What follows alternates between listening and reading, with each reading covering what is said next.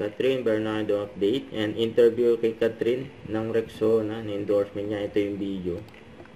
Hi guys, I'm Jello and I'm with Kat!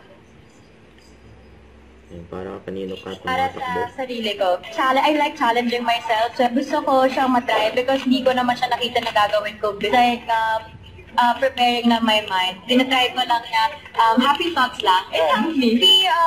You have to start slow, like don't pressure yourself.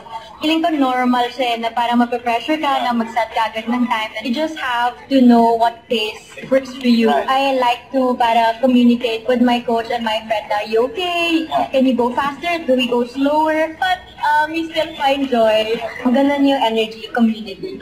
What would you say to people na medyo intimidated mag-run? This is also the chance for you to invite people to join the future run. Give it a try. That's what I did today. Malalaman mo after doing it and you want to do again something na okay na. So I think important lang sa kahit anong sport naman na mo lang siya ng chance and then just enjoy the process.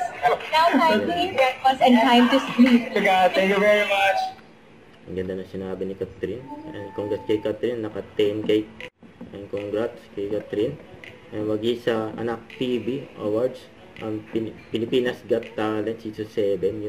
Don't forget to subscribe, click the notification bell for more updates. This is Richard Reaction Vlog. Stay tuned for more videos. See ya.